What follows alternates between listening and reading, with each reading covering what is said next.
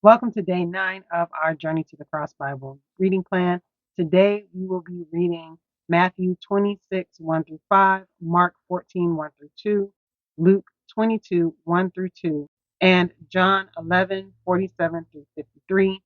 And this event is the plot to kill Jesus. And so this is found in all four Gospels.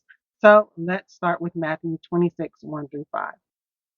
When Jesus had finished saying all these things, he told his disciples, "You know that the Passover takes place after 2 days, and the Son of Man will be handed over to be crucified." Then the chief priests and the elders of the people assembled in the courtyard of the high priest, who was named Caiaphas, and they conspired to arrest Jesus in a treacherous way and kill him. Not during the festival, they said, so there won't be rioting among the people. So we see Jesus telling his disciples that after Passover or during the Passover, he's going to be crucified.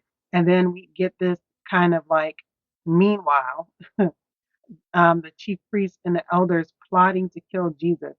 And so let's go on to Mark 14, 1 through 2.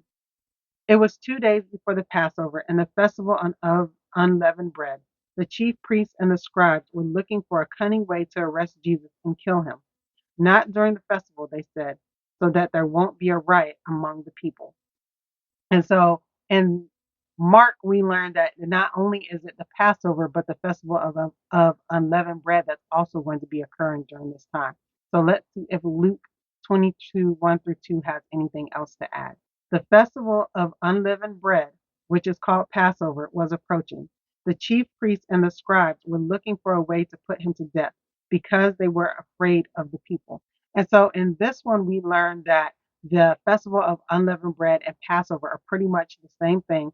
And then it talks about how the priests were trying to find a way to kill Jesus, but they were afraid of the people, and so this is why they did not want to do it during the festival, like arresting him during the middle of the festival, because they knew that the people would riot because the people really liked Jesus. They loved him. They thought he was a great man of God and a great teacher and a prophet. They still hadn't recognized him as the Messiah at this point, not all of them anyway. And so John 11:47 through 53 says, "So the chief priests and the Pharisees convened the Sanhedrin and were saying," okay, so now we get more information as to what was happening with the religious leaders, because it says the chief priests, the Pharisees, and the Sanhedrin. And so that's everybody. So it's the Sadducees, the Pharisees, the scribes, all of them had come together. And in the other passages, they don't tell us that. They just say the chief priests and the scribes came together, but it was everybody. "What are we going to do since this man is doing so many signs? If we let him go on like this, everyone will believe in him, and the Romans will come and take away both our place and our nation."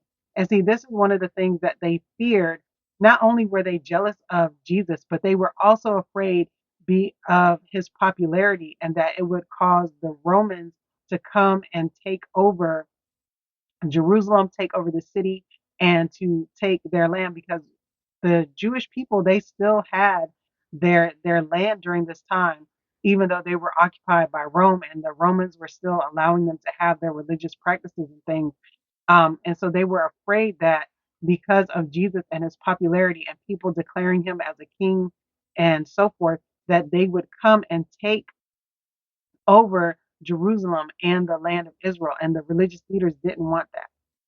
One of them, Caiaphas, who was high priest that year, said to them, "You know nothing at all. You're not considering that it is to your advantage that one man should die for the people rather than the whole nation perish."